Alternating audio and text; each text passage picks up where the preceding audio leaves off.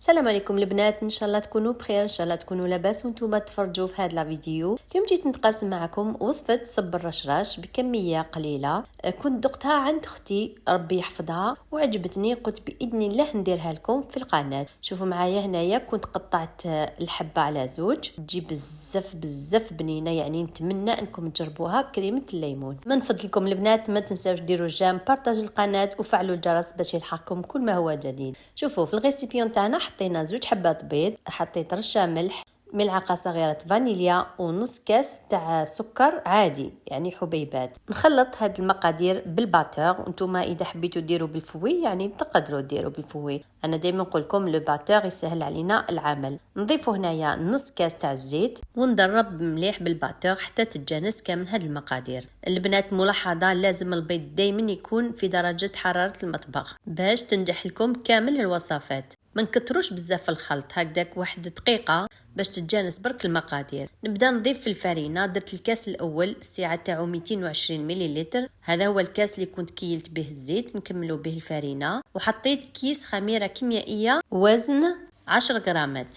فوالا ندير الكاس الثاني غير بالعقل، نبدا ندخل فيه. شوفوا هنا الكميه تاع الفرينه، انا حبيت العجينه تاعي تقعد شويه طريه، ما حبيتش نيبس كامل هاد العجينه. خدات لي زوج كيسان تاع فرينه. شوفوا دوك نزيد الكميه اللي قعدت لي تاع الكاس الثاني. فوالا ندخلها غير بلا سباتول، ما ندخلش كامل يديا باش تجيني هشيشه هاد لاباط هادي، ما تجينيش يابسه. شوفوا معايا القوام تاعها.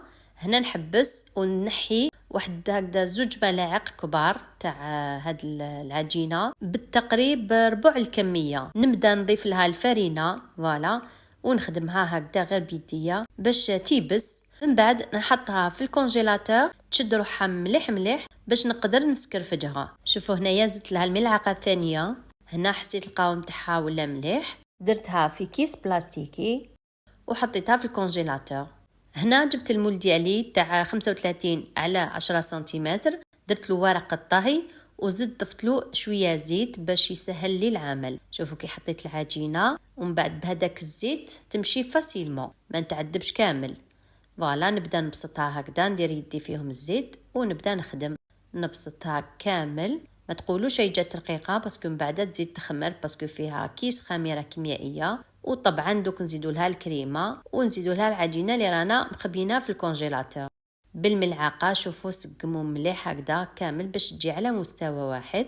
بالنسبه لورق الطهي انا نفضله في هاد الحلويات، وانتم اللي ما حبش يديروا طبعا يقدر يدير غير الزيت. بالنسبه لاكريم وسيترون انا كنت درتها معكم عده مرات في القناه، يعني باش ما نديروش التكرار. دوك نخلي لكم الوصفه في صندوق الوصف وانتم ديروها. يعني للصراحه انا كانت عندي في الفريجيدير، يعني قلت لكم هاد الكريم تقعد مده طويله يعني في الفريجيدير ولا في الكونجيلاتور، والكميه اللي عطيتها لكم تخرج لكم بزاف لاكريم. تما تقدروا ديروا بها وصفتين، كيما انا كي نديرها بور لو بيسكوي رولي تقعد لي نزيد ندير بها وصفه واحده اخرى.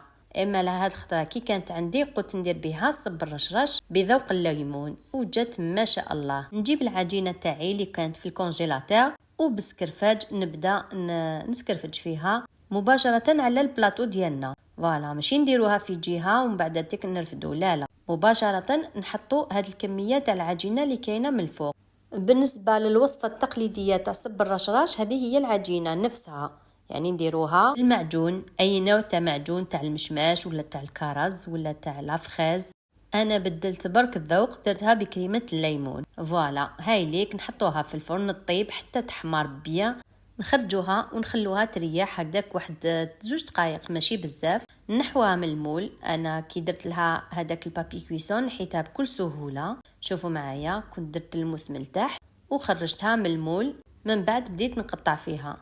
شوفوا هاي لك بكل سهوله نحيتها وحطيتها على البلون طرافاي. في البدايه قطعت 7 قطع كبيره، فوالا من بعد كي بردت لي كامل قطعتهم على 2 صافيك تخرج لكم 14 قطعه. شوفوا معايا الحلوه تاعنا جات ما شاء الله، وهذيك لا كريم سيترون يعني عطاتها بنه خياليه وكانكم راكو تاكلوا في لا تارتو سيترون. طبعا تقدروا تضاعفوا الكميه وديروا ان غران بلاطو. هاد القطعه نتوما قطعوها على زوج. بالنسبه لهاد البلاطو يستعملوه كتار اللي عندهم افراد العائله قليله ولا اللي يحبوا دائما التجديد، يعني كل يوم يديروا حاجه جديده. ودرت لها رشه تاع سكر غلاس. وهاي ليك الحلوه تاعنا جات ما شاء الله. يعني نتمنى فريمون انكم تجربوها بهذه الطريقه. ان شاء الله تكون نالت اعجابكم هذه الوصفه. دمتم في رعايه الله وحفظه والى اللقاء.